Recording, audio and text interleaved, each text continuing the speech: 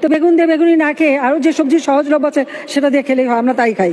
মিষ্টি কুমড়া দিয়েও খুব ভালো বেগুনি না বানায়, মিষ্টি কুমড়া দিয়েও বেগুনি বানানো যায়, সেভাবে আমরা করি, সেভাবে করা যায়। তাছাড়াও কিন্তু রান্না হয়। হ্যাঁ, আমি কিন্তু করি, আমি করি তো, আমাদের বাসা করে। আমরা কিন্তু পেঁয়াজ ছাড়াও মাংসের পরিবর্তে এখন কাঁঠাল, এবং এই কাঁচা কাঁঠাল, এই কাঁঠালের কাবাব হয়, কাঁঠালের বার্গার হয়, কাঁঠাল নানাভাবে কিন্তু এটা বিদেশে এখন মানে ব্যবহার করতে, খাচ্ছে, এবং তার দাম কিন্তু অনেক বেশি।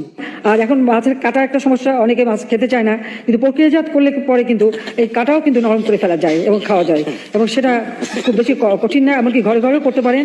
আপনারা যদি প্রেশার কুকারে মাছ 1 ঘন্টা 10 মিনিট সিদ্ধ করেন, মাছের কিন্তু কাটা নরম হয়ে যায়, মাছ মাছের মতনই থাকবে কিন্তু কাটা নরম হয়ে যাবে, এবং আপনারা সেটা বাচ্চাদেরও খাওয়াতে পারবেন, এতে কোনো অসুবিধা হয় না। কাজে আমরা কিন্তু এটা করি, একটু রেসিপিও দিয়ে দিলাম সাথে, যাতে আপনাদের ঘরে কাটার সমস্যাটা না থাকে। আবার ডিম নিয়ে শুরু করলো, ঠিক আছে, এরপরে যখন ডিম বেশি পাবেন সিদ্ধ করে ফ্রিজে রেখে দেবেন, বহুদিন থাকবে, সমস্যা নষ্ট হবে না, সবকিছু বিকল্প ব্যবস্থা আছে।